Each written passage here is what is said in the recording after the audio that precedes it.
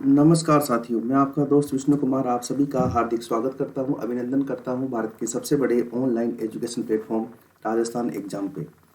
साथियों, त्योहार का सीजन है, आपको त्योहार की घनी घनी शुभकामनाएं, हार्दिक शुभकामनाएं, मंगल शुभकामनाएं। साथियों, थोड़ा सा समय अपनी पढ़ाई के लिए भी निकालते रहिए क्योंकि पटवारी की एग्ज़ाम ज़्यादा दूर नहीं है, आरएएस की एग्ज़ाम बहुत ही आने वाली है, बहुत नज़दीक है। ठीक है, इसलिए हल्का हल्का समय निकालिए। साथियों, कुछ एक्स्ट्रा करेंगे तभी तो कुछ एक्स्ट्रा मिलेगा। ठीक है ना। अगर फुल डे इंजॉय करेंगे, 10 दिन की दिवाली की छुट्टी करेंगे तो हम कैसे आगे बढ़ेंगे, नहीं बढ़ सकते। ठीक है ना। इसलिए थोड़ा सा मैनेज कीजिए और अपने करियर को बूस्ट अप कीजिए। आरपीएससी और आरएसएम एसएसपी बोर्ड के लिए होने वाले एग्जाम के साथ मैं विष्णु कुमार आपके साथ हूँ। आज दिवाली पे आपको बधाई देता हूँ। और जो है हमारा दिवाली का सीजन चल रहा है तो इसके अंदर थोड़ी थोड़ी क्लासेस आप देख लिया करो जिससे आप पढ़ाई से बिल्कुल दूर नहीं हो। चलिए साथियों, आगे बढ़ते हैं। अनअकैडमी के लाइव कोर्स लेने के बहुत सारे फायदे हैं, जैसे आप अनलिमिटेड लाइव एक्सेस ले सकते हो, 24/7 एक्सेस ले सकते हो। ठीक है, डाउट क्लियरिंग सेशन आप ले सकते हो। और प्लस कोर्स में डाउट क्लियरिंग सेशन होता है, पीडीएफ डाउनलोड कर सकते हो, टेस्ट सीरीज और अच्छा गाइडेंस। करना क्या है, अनअकैडमी का लर्निंग ऐप डाउनलोड करके आप आपके मोबाइल नंबर रजिस्टर्ड करके अपने आप को सेल्फ वेरीफाई करना है। उसके बाद आपको प्लस कोर्स पे आरपीसी सेक्शन में जाके प्लस पे क्लिक करके अगर आप कोर्स लेना चाहते हैं तो 24 मंथ्स के लिए केवल 350 रुपीज़ पर मंथ के कोर्स ले सकते हैं। ठीक है साथियों। और आरपीएससी में जाके आप यहाँ पर विष्णु कुमार जागेट को फॉलो कर लीजिए, जिससे आने वाले एग्ज़ाम में कि जितने भी आपके राजस्थान ज्योग्राफी और इंडियन ज्योग्राफी के टेस्ट लगते हैं वो टेस्ट जो है आप फ्री ऑफ कॉस्ट मिल सके साथियों। ठीक है। इसी कड़ी में आगे बढ़ते हैं मेरे प्यारे मित्रों। तो हम देखते हैं, अगर आप विष्णु वन रेफरल कोड का यूज करोगे तो आपको 10% एक्स्ट्रा डिस्काउंट मिलेगा, इसके अंदर कोई दो राय नहीं है। साथियों, जो साथी अपने कदमों की काबिलियत पर विश्वास रखते हैं वही अक्सर मंजिल तक पहुंचते हैं, इस बात का आप ध्यान रखना। साथियों, कौन कहता है आसमान में छेद नहीं हो सकता, तबीयत से एक पत्थर तो उछालो यारो। ठीक है ना। मेहनत कर सकते हो, टॉप कर सकते हो, राजस्थान टॉप कर सकते हो, कोई दो राय नहीं है। कोई ये बोलता है कि आप राजस्थान टॉप नहीं कर सकते, उसको मेरे सामने लेके आप खड़े कर देना, मैं उससे सवाल करूँगा कि ऐसा क्यों है। ठीक है ना। ऐसा कुछ नहीं है, बिल्कुल जो करते हैं अपन जैसे आप जैसे लोग हैं आप भी कर सकते हो साथियों। तो साथियों, शुरू करते हैं राजस्थान में एग्रीकल्चर।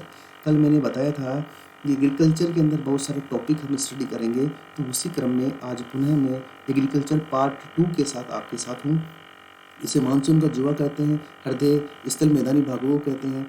सबसे ज़्यादा कम कृषि अरावली क्षेत्र में होती है, रोजगार 52%, राजस्थान में 62% और राजस्थान ग्रामीण क्षेत्र में 75%। अगर यूजेस की बात करें तो ठीक है, अगर हम बात करें कृषि और संबंध क्षेत्र की, कल हमने बात करी थी, तो सबसे ज़्यादा योगदान किसका है, आपकी फसलों का है। 2 नंबर पे योगदान किसका है, आपके पशुधन का है। 3 नंबर पे योगदान वानिकी का है और 4 नंबर पे योगदान आपके मत्स्य क्षेत्र का है। उसके बाद हम भूमि उपयोग की बात करें तो शुद्ध बोया गया क्षेत्रफल आपके 52% है, जो सबसे ज़्यादा है। ठीक है। और बंजर भूमि है नंबर 2 पे, जो 11% है। उसके बाद में वानिकी है 8% पे। उसके बाद में आपके जो है ऊसर और कृषि अयोग्य भूमि है 4 नंबर पे। इस बात का आप ध्यान रखिएगा। हमने देखा था कार्यशील जोत, ठीक है ना, लगभग 76.55% थी। सबसे जो ज़्यादा जोत है वो सीमांत जोत सबसे छोटी होती है और जो सबसे बड़ी जोत है वो लगभग 5% है। उसके बाद हमने देखा था कि भूमि जोतों के औसत आकार 2.73 हेक्टेयर है और इसके अंदर 11.07% की कमी हुई है। कमी होने का क्या मतलब है कि संयुक्त परिवारों का क्या हुआ है, विघटन हुआ है। 2019-20 के हमने आंकड़े देखे थे, उन आंकड़ों में हमने देखा था कि उत्पादन 249.88 लाख मैट्रिक टन है, जो पिछले वर्ष के मुकाबले कितना प्रतिशत ज़्यादा है, 8.06% ज़्यादा है। खरीफ की फसल के अंदर 5.5% की वृद्धि हुई, रबी के अंदर लगभग 10% की कमी हुई, दलहन के अंदर लगभग 6.53% की कमी हुई, तिलहन के अंदर 14.08% की कमी हुई, गन्ने के अंदर 44.20% की कमी हुई और कपास के अंदर 31% की वृद्धि हुई। इन चीज़ों की हमने क्या कर ली थी, चर्चा कर ली थी मेरे प्यारे साथी। आगे बढ़ते हैं। और देखो, हमने देखा था टाइप ऑफ एग्रीकल्चर। बहुत सारे एग्रीकल्चर के टाइप है, कंटूर एग्रीकल्चर, पट्टीदार, मिश्रित कृषि, खड़ीन, बारानी और मोनोकल्चर। हमने क्या देखा था कल, मोनोकल्चर। मैं रिवाइज इसलिए करा देता हूँ, केवल 1 या 2 मिनट लेता हूँ मैं रिवाइज कराने में और पूरा का पूरा आपको रिवाइज करा देता हूँ। ड्यू कल्चर, एक वर्ष एक खेत 2 फसलें, ओलिगोकल्चर एक वर्ष एक खेत 3 फसलें, रिले कल्चर एक वर्ष एक खेत और 4 फसलें। आगे बढ़ते हैं, अब आते हैं नए टॉपिक पे जिसका नाम है स्थानांतरित कृषि। अभी आपके राजस्थान जो पुलिस का एग्जाम लगा था उसमें भी यहाँ से प्रश्न आया था, यहाँ से प्रश्न आते ही रहते हैं। देखो स्थानांतरित कृषि क्या होती है। मान लिया मैं आदिवासी हूँ, मैं समझता नहीं हूँ ज़्यादा, तो मैंने यहाँ पर लगे हुए ये जो वृक्ष थे ये काट दिए।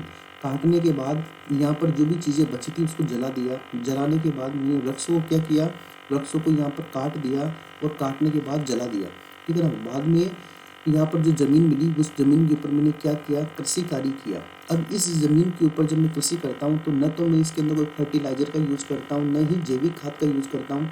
तो ये जो ज़मीन है अपनी कैपेसिटी के हिसाब से 2 वर्ष में, 3 वर्ष में, 4 वर्ष में या 5 वर्ष के अंदर बंजर हो जाती है। उसके बाद में फिर मैं आगे जाता हूँ और यहाँ पर वन काटता हूँ और यहाँ पर खेती करता हूँ। इसी तरह से कड़ी लगातार चलती रहती है। मैं एक जगह से दूसरी जगह पे जा रहा हूँ एग्रीकल्चर करने के लिए, ठीक है ना, पेड़ों को काट काट कर। इसीलिए इसे क्या बोला, स्थानांतरित कृषि बोला या फिर जूमिंग कृषि बोला। स्थानांतरित कृषि को क्या बोलते हैं आपके, जूमिंग कृषि बोलते हैं, ठीक है, इन शिफ्टिंग एग्रीकल्चर, जूमिंग कृषि। जूमिंग कृषि का मतलब क्या होता है, वनों को काटकर और जलाकर जमीन प्राप्त करते हैं और उस पर एग्रीकल्चर करते हैं। इसे देखो क्या बोलते हैं, पर्यावरण की दुश्मन, एविल ऑफ एनवायरनमेंट, यानी पर्यावरण की दुश्मन कहा जाता है इसे। ये सबसे बड़ी बात है। क्यों, क्योंकि पेड़ों को काटेंगे तो पर्यावरण के दुश्मन ही होंगे ना।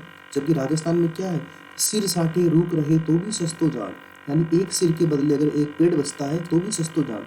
भाद्रपद शुक्ल दशमी, भूल गए आप, अमृता देवी को 363 व्यक्ति राजा अभय सिंह के काल में 1730 में बलिदान दिया था। उससे पहले ही 1600 के अंदर बलिदान दे दिया था हमारे कर्मा और गोरा ने, रामासड़ी गांव जोधपुर में, ठीक है ना। तो ये ऐसा राज्य है, तो ये पर्यावरण के दुश्मन है। और इसे आदिवासियों की कृषि बोलते हैं। क्या बोलते हैं, आदिवासियों की कृषि। वो जानबूझ के नहीं करते हैं, उन्हें पता नहीं है इस चीज़ का कि इसका नुकसान क्या है, ठीक है ना, वो समझते नहीं इस बात को, इसलिए करते हैं वो। देखो हमने पेड़ों को काटा, उसके बाद में उसको जलाया, इसलिए काटने को बोलते हैं कर्तन और जलाने को बोलते हैं दहन। इसलिए इसे कर्तन दहन एग्रीकल्चर बोलते हैं। क्या बोलते हैं, कर्तन दहन कृषि, यानी कर्तन दहन एग्रीकल्चर। राजस्थान के अंदर राजस्थान में इस कृषि को वालरा के नाम से जानते हैं। किस नाम से जानते हैं, वालरा। वालरा कहाँ जानते हैं, राजस्थान में। और ये राजस्थान में सर्वाधिक किसके द्वारा की जाती है, भीलों के द्वारा की जाती है, ध्यान रखना इस बात को। और वालरा जो होती है वो 2 प्रकार की होती है। वालरा क्या होती है मेरे प्यारे साथी, 2 प्रकार की होती है। एक का नाम है चीमाता और एक का नाम है दजिया। साथियों ये अभी राजस्थान पुलिस के अंदर भी पूछा गया था और कई जगह भी पूछा जाता है। चीमाता का मतलब, वालरा का मतलब क्या है, स्थानांतरित कृषि जो हमारे राजस्थान में की जाती है। ये 2 प्रकार की, चीमाता और एक है दजिया। जो चीमाता है, यानी माता जी का मंदिर पहाड़ी भागों पर होता है, इसलिए पहाड़ी भागों के ऊपर जो आपके स्थानांतरित कृषि की जाती है उसे चीमाता कहते हैं। और जो मैदानी भाग के ऊपर स्थानांतरित कृषि की जाती है उसे आप क्या बोलते हो, दजिया बोलते हो। बात समझ गए। तो ये है चीमाता और दजिया। तो साथ ही वालरा जो एग्रीकल्चर है, वालरा एग्रीकल्चर आपके जो है चीमाता और दजिया 2 भागों में की जाती है। एक जो है पहाड़ी भाग पर जो कृषि होती है वो चीमाता होती है और जो मैदानी भाग पर कृषि होती है वो आपकी दजिया होती है, ठीक है ना। इसे स्थानांतरित कृषि बोलते हैं। ये सबसे ज़्यादा कृषि भारत के अंदर पूछे तो कहाँ पर होती है, नागालैंड में होती है। भारत के अंदर सबसे ज़्यादा ये कृषि कहाँ पर होती है मेरे प्यारे साथी, नागालैंड में होती है। इस बात का विशेष रूप से आप ध्यान रखिएगा। तो ये है आपके स्थानांतरित कृषि जो वनों को काट कर जलाकर की जाती है। पर्यावरण की दुश्मन आदिवासियों की कृषि बोलते हैं, कर्तन दहन कृषि बोलते हैं। वालरा राजस्थान में सर्वाधिक भीलों के द्वारा। वालरा 2 प्रकार की होती है, चीमाता पहाड़ी भागों पर और दजिया मैदानी भागों पर, ठीक है। स्थानांतरित कृषि में भारत में सबसे ज़्यादा नागालैंड में की जाती है क्योंकि आदिवासी लोग ज़्यादा रहते हैं। अगर आपसे पूछे कि ट्रक फार्मिंग का क्या मतलब है, तो उपनगरों से नगरों को एक रात में खाद्य पदार्थ की आपूर्ति करना ही आपके क्या कहलाता है, ट्रक फार्मिंग कहलाता है। मान लिया ये आपके जयपुर शहर है, क्या है ये जयपुर शहर है और ये जयपुर शहर के पास में एक चोमू कस्बा है। कौन सा कस्बा है, चोमू कस्बा है। तो मेरे प्यारे साथी इस चोमू कस्बा क्यों फेमस है, ये आपके सब्जियों के लिए फेमस है। किसके लिए फेमस है, सब्जियों के लिए। तो यहाँ पे किसान सब्जी उगाता है और सुबह गाड़ी में भरकर आपके जयपुर ले आता है, फिर रात को तोड़ता है और सुबह गाड़ी में भरकर जयपुर ले आता है। तो इसे ही क्या बोलते हो आप, ट्रक फार्मिंग बोलते हो। यानी उपनगरों से नगरों को एक रात में खाद्य पदार्थों की आपूर्ति करना ही आपके क्या कहलाता है, ट्रक फार्मिंग कहलाता है। बात समझ गए। तो ये होती है आपके ट्रक फार्मिंग। अब हम बात करते हैं जीरो बजट फार्मिंग। क्या है ये? ZBNF, zero budget natural farming. तो देखो, इस जीरो बजट नेचुरल फार्मिंग को SPNF भी कहा जाता है। SP का मतलब क्या है? Subhash Palekar natural farming. ये एक व्यक्ति है सुभाष पालेकर, और ये व्यक्ति कहाँ के हैं? ये व्यक्ति महाराष्ट्र के हैं। ध्यान रखना, सुभाष पालेकर व्यक्ति जो है ये कहाँ के हैं? ये आपके महाराष्ट्र के हैं। और इन्होंने जीरो बजट फार्मिंग की बात करी, यानी ZBNF, zero budget natural farming की बात करी। और इस फार्मिंग के अंदर इन्होंने क्या देखा, मतलब इसी के नाम पर, इन्हीं के नाम पर इसे SPNF कर दिया, यानी सुभाष पालेकर नेचुरल फार्मिंग कर दिया भाई। इसको बात समझ रहे हो ना आप मेरी बात? तो ये जीरो बजट फार्मिंग और सुभाष पालेकर नेचुरल फार्मिंग एक ही बात है, इनका ध्यान रखना आप। और ये कहाँ के थे? ये आपके महाराष्ट्र के थे। तो सुभाष पालेकर के नाम पर इसे सुभाष पालेकर नेचुरल फार्मिंग यानी SPNF, Subhash Palekar natural farming कहा जाता है। देखो, इनको, ये कोई छोटे व्यक्ति नहीं है, इनको सरकार ने क्या दिया? पद्मश्री से सम्मानित किया। किस बात के लिए? आपके जीरो बजट फार्मिंग के लिए। देखो, सामान्य जीरो बजट फार्मिंग क्या होती है? ये क्या बोलते हैं कि किसान की आगत को क्या करो आप? कम करो। आगत क्या होती है? किसान जैसे ट्रैक्टर लाता है, किसान जैसे आपके डीजल लाता है, किसान बीज लाता है, उर्वरक लाता है, रासायनिक खाद लाता है, ठीक है ना? तो किसान की ये सब जो किस खेती के अंदर जितने भी सामान काम में आते हैं बाहर से लाते हैं, उसे आगत बोलते हैं। तो आगत को कम करेंगे। तो सुभाष पालेकर बोलते हैं जब आगत कम होगी तो लागत क्या हो जाएगी? कम हो जाएगी। जब आगत कम होगी तो क्या कम हो जाएगी? लागत कम हो जाएगी। और जब लागत कम हो जाएगी तो फिर लाभ क्या हो जाएगा? स्वतः ही लाभ बढ़ जाएगा। यानी लाभ क्या हो जाएगा? लाभ ज़्यादा हो जाएगा या लाभ बढ़ जाएगा। और 2022 तक हम किसानों की आय को दुगनी करने के अंदर सफल हो पाएंगे। इसी के कारण इन्हें पद्मश्री से नवाजा गया, सुभाष पालेकर साहब को, ठीक है ना? तो देखो क्या बोलते हैं, सुभाष पालेकर महाराष्ट्र में बगैर रासायनिक खाद और कीटनाशक की खेती करते आए हैं। यानी कोई हमें क्या नहीं चाहिए? हमें रासायनिक खाद नहीं चाहिए, कोई कीटनाशक फर्टिलाइजर नहीं चाहिए, कोई भी, ठीक है ना, नहीं चाहिए हमें। इसका मानना है कि रासायनिक और ऑर्गेनिक खेती फसलों की उत्पादकता बढ़ाने में, देखो इसका फायदा क्या है? उत्पादकता बढ़ाने में नाकाम सिद्ध हुई है। कौन सी खेती? आपके रासायनिक खेती, ठीक है ना? और उसके बाद देखो, इससे क्या होता है? जमीन की उर्वरक क्षमता में कमी आई है। यानी आप जब बार बार आपकी यूरिया का यूज करते हो, बार बार NPK का यूज करते हो, तो उसके अंदर जरूरी नहीं है कि जिस चीज़ का खाद आप दे रहे हो उस चीज़ की कमी हो।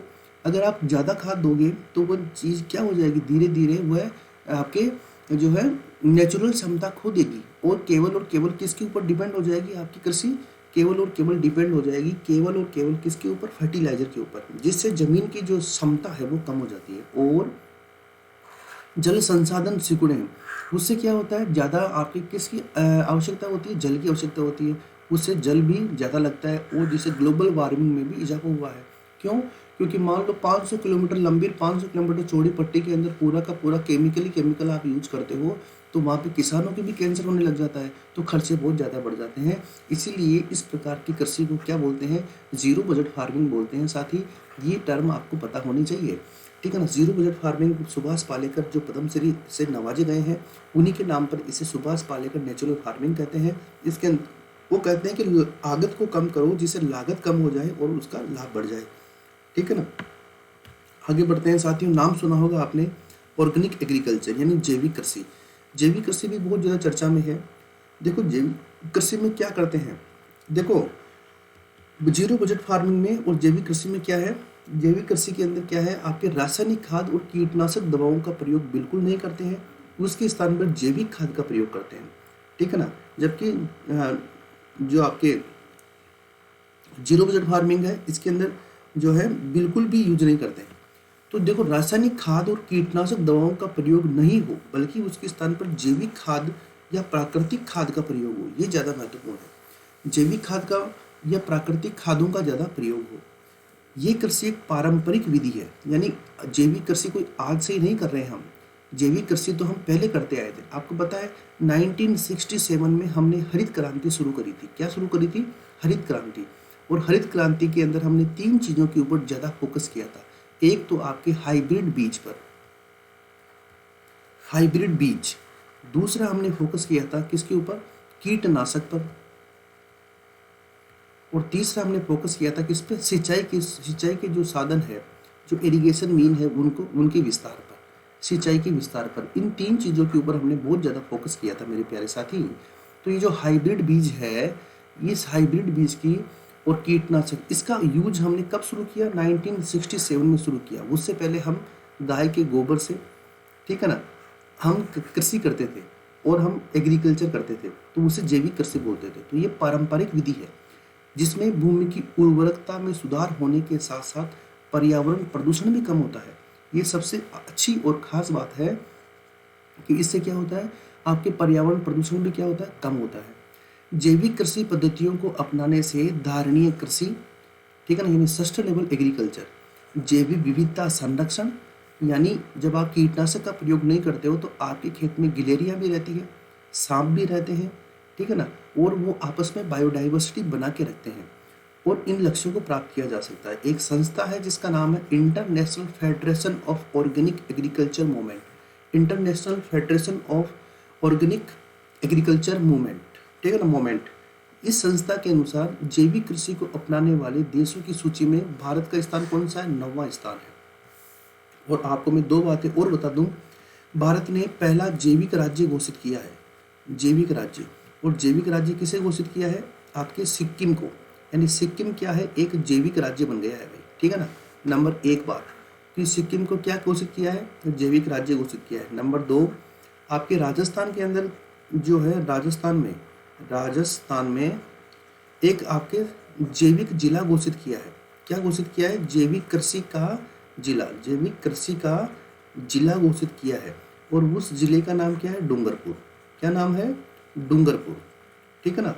और इसी तरीके से नंबर 3 बात देखिए, राजस्थान के अंदर जैविक कृषि का एक गांव भी घोषित किया है। जैविक कृषि का क्या घोषित किया है, एक गांव भी घोषित किया है। और ये गांव भी पूछा जा सकता है, इस गांव का नाम क्या है, घाटी गांव। क्या नाम है, घाटी गांव। और घाटी गांव कहाँ पर है, आपके राजसमंद में है। कहाँ पर है साथी, घाटी गांव कहाँ पर है, आपके राजसमंद में है, ठीक है ना। तो ये तीनों चीजें पूछी जा सकती है। और झालावाड़ के अंदर जैविक कृषि के लिए सेंटर ऑफ एक्सीलेंस भी खोला गया है। बताऊंगा आपको सेंटर ऑफ एक्सीलेंस के बारे में बाद में। तो ये है आपकी जैविक कृषि, यानी ऐसी कृषि जिसके अंदर बाहर से रासायनिक खाद और कीटनाशक का बिल्कुल प्रयोग नहीं करते हैं। ये एक पारंपरिक विधि है।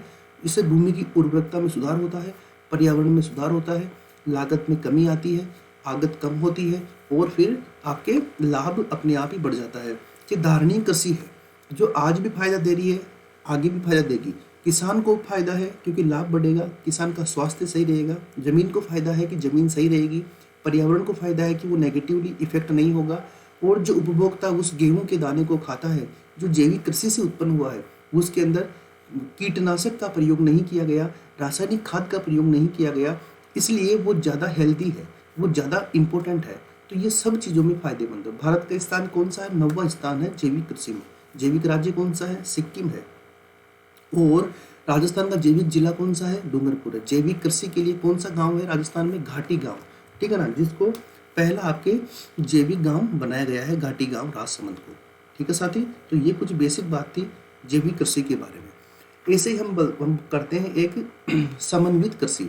समन्वित कृषि का क्या मतलब होता है, कृषि के विभिन्न उद्यम जैसे फसल उत्पादन, मवेशी पालन, फलों का उत्पादन, सब्जी उत्पादन, मछली उत्पादन, वानिकी इत्यादि को जब एक साथ समायोजन किया जाए और वे एक दूसरे के पूरक हों, जिससे संसाधनों की क्षमता, संसाधनों की उत्पादकता और उस कार्य के लाभ में वृद्धि हो और पर्यावरण भी सुरक्षित रहे, ठीक है ना। तो इस प्रकार की कृषि को हम क्या बोलते हैं, समन्वित कृषि कहते हैं।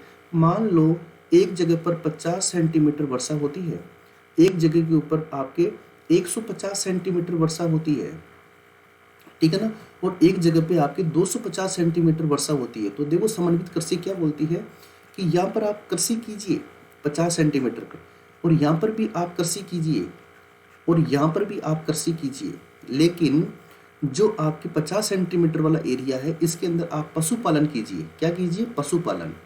और जो आपके 150 सेंटीमीटर वाला एरिया है यहाँ पर आप बागवानी कीजिए। क्या कीजिए, बागवानी, यानी बागों के फल लगाइए, यानी फलदार बाग लगाइए।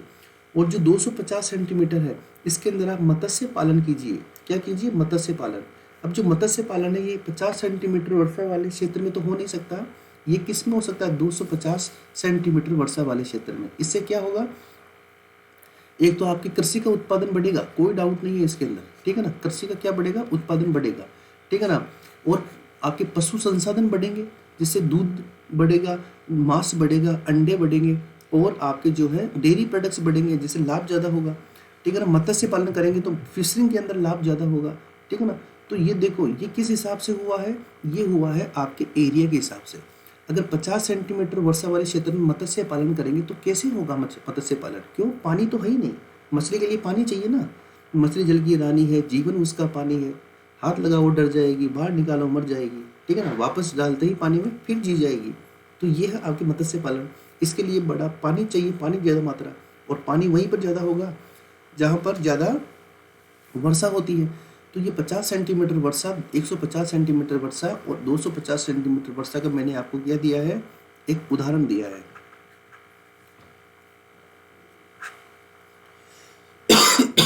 ठीक है ना। एक आपको मैंने क्या दिया है? एग्जाम्पल दिया है। समझ रहे हो ना आप समन्वित कृषि का मतलब क्या है? ये सब टर्म आपको जानना जरूरी है भाई। जब तक आप इन सब चीजों के बारे में जानोगे नहीं तब तक पार पड़ेगी नहीं।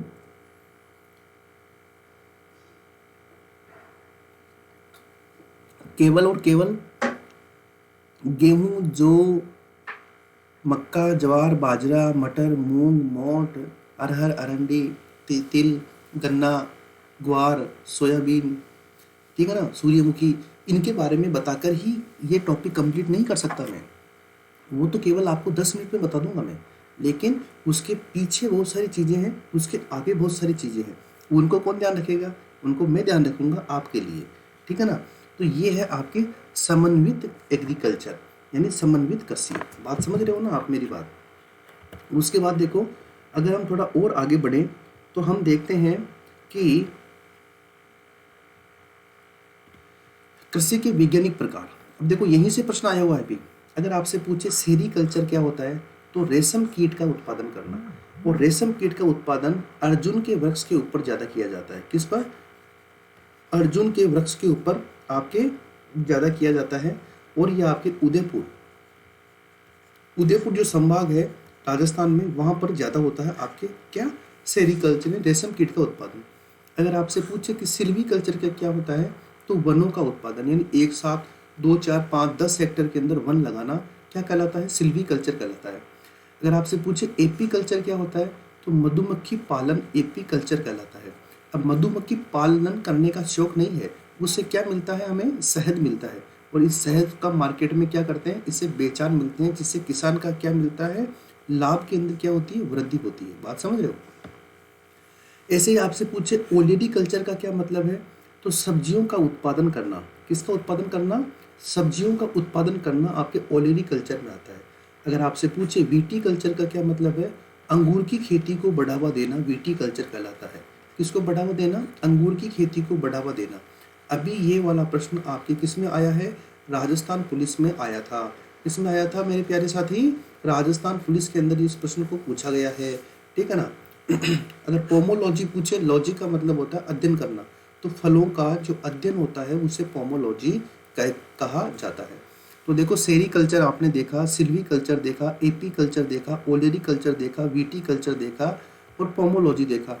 अगर आपसे पूछे कि वर्मी कल्चर क्या होता है, तो वर्मी कल्चर का मतलब होता है केंचुए का उत्पादन करना। क्या होता है? केंचुए का उत्पादन करना वर्मी कल्चर कहलाता है। अगर आपसे पूछे कि हॉर्टिकल्चर क्या होता है, क्योंकि पूछा जा सकता है, तो हॉर्टिकल्चर होता है बागवानी को बढ़ावा देना। किसको बढ़ावा देना? बागवानी को बढ़ावा देना। बागवानी में क्या आता है? आपके फल आते हैं, आपके फूल आते हैं और आपके मसाला आता है, यानी फल, फूल और मसाला। इन सब को बढ़ाने के लिए आपके एक राष्ट्रीय बागवानी मिशन चल रहा है। क्या चल रहा है? राष्ट्रीय बागवानी मिशन, ठीक है ना। और ये परियोजना किसकी है? आपकी केंद्र सरकार की परियोजना है भैया। किसकी है? केंद्र सरकार की क्या है ये? परियोजना है, ठीक है ना। तो ये आपकी क्या है? राष्ट्रीय बागवानी मिशन है भाई, ठीक है ना, जो बड़ा ही महत्वपूर्ण है और इम्पोर्टेंट है। अगर आपसे पूछे कि फ्लोरिकल्चर का क्या मतलब होता है भैया, तो फ्लोरिकल्चर का मतलब होता है फूलों का उत्पादन बढ़ाना। क्या करना? फूलों का उत्पादन बढ़ाना फ्लोरिकल्चर कहलाता है। ठीक है ना। आपके इसके लिए पुष्कर के अंदर भी जो है एक पार्क है, और आपके एक खुसखेड़ा के अंदर भी इसके लिए फूलों के लिए एक पार्क बनाया गया है। अगर आपसे पूछे कि पीसी कल्चर का क्या मतलब होता है, किसका मतलब? पीसी कल्चर का क्या मतलब होता है, तो पीसी कल्चर का मतलब होता है मछली पालन। क्या करना? इन मछली पालन ज़्यादा करना और मछलियों का उत्पादन बढ़ाना आपके क्या कहलाता है? पीसी कल्चर कहलाता है। आपसे पूछे कि ओलेवी कल्चर का क्या मतलब होता है, ओलेवी कल्चर, तो ओलेवी कल्चर का मतलब होता है जैतून की खेती। और जैतून की जो पत्तियां हैं वो शांति का प्रतीक होती है। जैतून की जो पत्तियां हैं वो किसका प्रतीक होती है? शांति का प्रतीक होती है। ध्यान रखना आप इसका, शांति का प्रतीक होती है जैतून की पत्तियां। ठीक है ना, पत्तियां। और जो जैतून की खेती है इसके अंदर आपका राजस्थान 1 नंबर पे आता है। राजस्थान कितने नंबर पे आता है? पहले स्थान पर आता है। इस बात का भी आप ध्यान रखिए। और इसकी खेती के लिए हम किसका सहयोग ले रहे हैं? इजराइल का सहयोग ले रहे हैं। ठीक है ना। जैसे होहोबा जोजोबा की खेती के लिए भी हम इजराइल का सहयोग ले रहे हैं ना, उसी प्रकार से इसमें भी उसका सहयोग ले रहे हैं। आ रही है बात समझ में साथी आपको? तो देखो ये कुछ इंपॉर्टेंट कल्चर थे। एक बार वापस देखते हैं। सेरी कल्चर होता है रेशम कीट का उत्पादन करना। अर्जुन के वृक्ष लगाकर उदयपुर संभाग में आपके जो है रेशम कीट का उत्पादन किया जाता है। सिल्वी कल्चर का मतलब है वनों का उत्पादन बढ़ाना। एपी कल्चर का मतलब होता है मधुमक्खी का पालन करना, जिससे शहद की प्राप्ति होती है, शहद को बेचकर लाभ प्राप्त किया जाता है। ओलेरी कल्चर का मतलब होता है सब्जियों का उत्पादन करना। किसका उत्पादन करना? सब्जियों का उत्पादन करना। विटीकल्चर का मतलब होता है अंगूर की खेती, जो राजस्थान पुलिस के अंदर पूछा गया है। पोमोलॉजी का मतलब होता है फलों का अध्ययन। वर्मी कल्चर का मतलब होता है केचुए का उत्पादन करना। हॉर्टिकल्चर का मतलब होता है बागवानी को बढ़ावा देना, फल फूल और मसाला। ठीक है ना। इसके उत्पादन को बढ़ाना और इनकी उत्पादकता को बढ़ाना, यानी इन तीनों की क्या बढ़ाना? एक तो उत्पादन को बढ़ाना और दूसरा आपके उत्पादकता को बढ़ाना। उत्पादन को बढ़ाना और उत्पादकता को बढ़ाना इसके अंदर महत्वपूर्ण है। फ्लोरिकल्चर फूलों का उत्पादन, पीसी कल्चर मछली का पालन, और ओलिवी कल्चर यानी जैतून की खेती जो है उसको ओलिवी कल्चर बोलते हैं, और राजस्थान इसमें पहले स्थान पर है। और इसका मतलब होता है इसकी जो पत्तियां होती है ना वो शांति का प्रतीक होती है। क्या होती है? शांति का प्रतीक होती है इसकी पत्तियां। ये ध्यान रखना आप। ठीक है ना। तो ये कुछ प्रमुख बातें थी। तो आज हमने देखा कृषि के वैज्ञानिक प्रकार, समन्वित कृषि क्या होती है, जैविक कृषि क्या होती है, जीरो बजट फार्मिंग क्या होती है, ट्रक फार्मिंग क्या होती है, स्थानांतरित कृषि क्या होती है। इन चीज़ों के बारे में आज हमने इम्पोर्टेंट स्टडी किया है। इसके आगे जो है कल करेंगे। तो ध्यान रखिएगा साथियों, आज के लिए इतना ही। इसके आगे कल स्टडी करेंगे। तब तक के लिए नमस्कार। स्वस्थ रहिए, खुश रहिए, मस्त रहिए। पटाखे कम चलाना और अच्छे से एंजॉय करना। जल्दी ही मिलते हैं। जय हिंद, जय भारत।